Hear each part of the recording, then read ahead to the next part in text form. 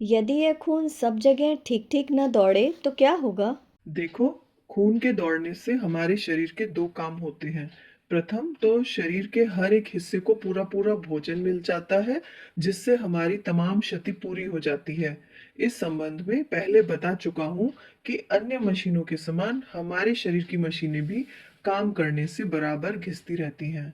हम स्वयं चाहे कोई काम भी न करें, परंतु हमारे भीतर की मशीनों का काम नहीं रुक सकता।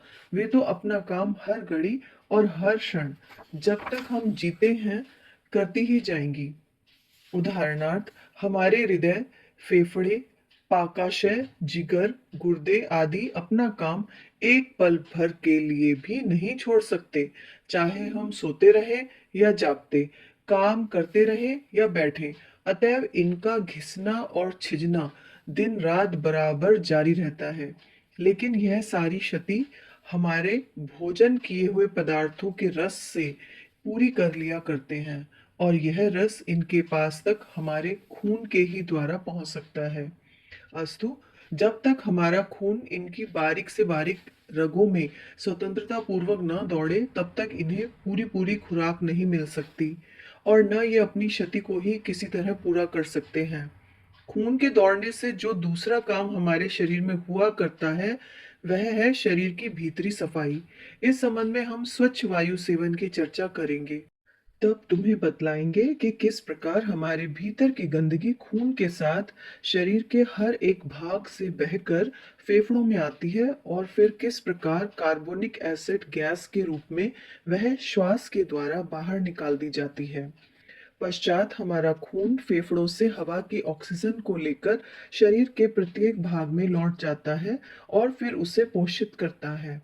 अस्तु, यदि यह खून शरीर के हर एक भाग में और उसकी पतली से पतली नालियों में स्वतंत्रता पूर्वक न दौड़े, तो न तो हमारे भीतर की भली भांति सफाई होगी और न उसे पूरी पूरी खुराक या पोषण ही मिलेगा।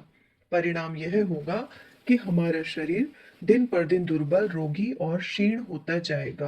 अच्छा, तो व्यायाम किया कैसे जाता है?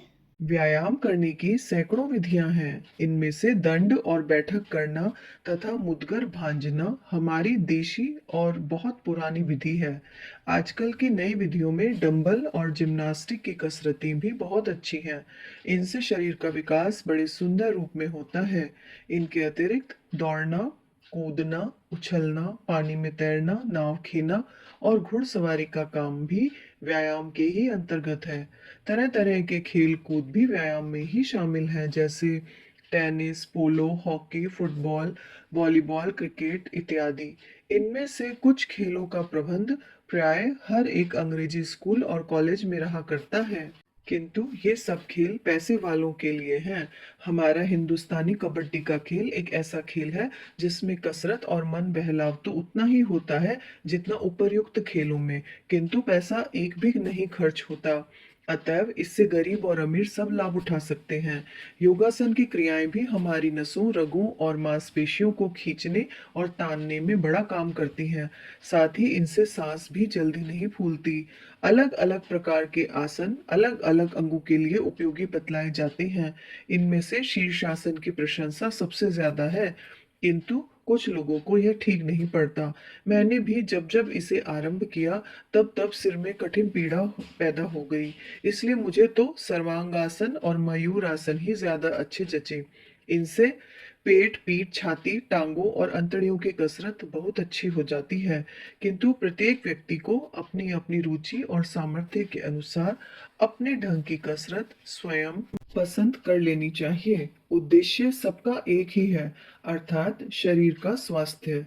हाँ, कसरत चुनने में इस बात का ध्यान जरूर रहे कि शरीर की संपूर्ण मांसपेशियों पर या उसकी अधिक से अधिक मांसपेशियों पर जहां तक संभव हो जोर डाला जा सके, और यह जोर कभी आवश्यकता से अधिक न हो।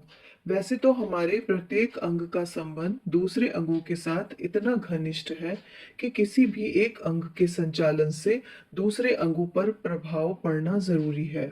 उदाहरण के लिए लोहार को केवल अपनी भुजाओं से काम लेना पड़ता है, किंतु फिर भी उसके हृदय और फेफड़ों का काम भी उससे बढ़ ही जाता है, और रक्त के संचालन में भी तेजी आ जाती है।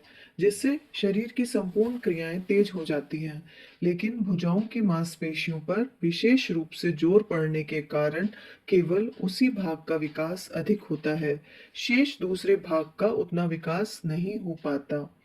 अस्तु, आदर्श व्यायाम वह है जिससे शरीर के प्रत्येक भाग पर समान रूप से और उचित मात्रा में जोर पड़े और संपूर्ण शरीर का समान रूप से विकास हो।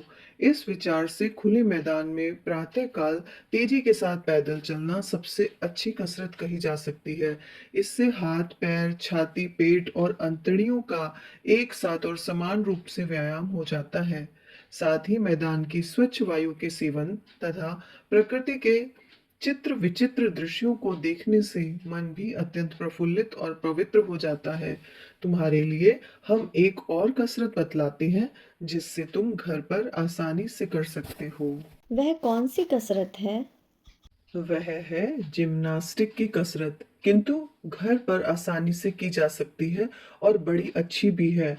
एक मामूली लोहे का 2 हाथ लंबा पाइप अथवा लकड़ी का चिकना डंडा, लाठी या बांस लेकर और उसके दोनों सिरों को तार या रस्सी से बांधकर उसे छत से आड़ा टांग लो। बस फिर इस डंडे को रोज दोनों हाथों से पकड़कर लटको और जोर जोर से झूलो। इस प्रकार 2-4 मिनट झूल लेने के बाद अपनी टांगों को और सारे शरीर को कड़ा करके धीरे धीरे ऊपर को उठाओ और डंडे को अपने मुंह से छुआओ। पश्चात उसी प्रकार धीरे धीरे फिर नीचे को आ जाओ।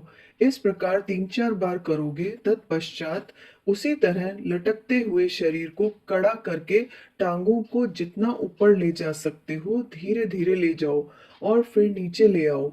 इसे रोज 3-4 बार करो। इस प्रकार केवल 5-7 मिनट की कसरत से सारे शरीर का व्यायाम हो जाएगा और फिर किसी दूसरे प्रकार के व्यायाम की जरूरत न रहेगी। लेकिन क्या इतनी ही कसरत से हम राम मूर्ति की तरह बलवान बन सकते हैं? नहीं, और न हमें उसकी आवश्यकता ही है। लोहे की जंजीरें तोड़ना, मोटर गाड़ियां रोकना अथवा पहलवानी करना पेशेवर लोगों के काम है। ऐसे लोग अपना सारा ध्यान केवल शारीरिक बल को बढ़ाने में ही लगाया करते हैं और फिर उनसे दूसरा काम नहीं हो सकता। मस्तिष्क का काम तो ऐसे लोगों से बहुत ही कम हो सकता है और ये दीर्घायु भी अधिकतर नहीं देखे जाते। हम और तुम जैसे व्यक्तियों का उद्देश्य शारीरिक बल को उतना बढ़ाना नहीं है जितना उसे स्वस्थ, निरोग और जीवन में अधिक से अधिक काम लायक बनाए रखना है। अतएव हमें केवल उतने ही व्यायाम की जरूरत है जितने से हमारा शरीर सदा स्वस्थ और फुर्तीला रह सके और हमारी मानसिक शक्तियों के विकास में सहायता मिले। अच्छा, हमें कसरत करनी किस समय चाहिए? कसरत का सबसे अच्छा समय प्रातःकाल है। संध्या को भी वह की जा सकती है। अतः ऐसे समय में कठिन व्यायाम के लिए तबीयत नहीं होती। लेकिन सवेरे हो या संध्या, कसरत कभी भोजन के बाद तत्काल ही नहीं करने लगना चाहिए, नहीं तो लाभ के बजाय हानि ही उठानी पड़ेगी। भोजन के कम से कम 3-4 घंटे बाद ही कसरत की जा सकती है। इसके अतिरिक्त कसरत सदैव स्वच्छ और खुली हुई हवा में करनी चाहिए। बंद कोठरी में अथवा गर्द या धुएं से भरी हुई हवा में कसरत करना सदैव हानिकारी सिद्ध होती है। समझ गया। अब कल सवेरे ही कसरत शुरू कर दूंगा।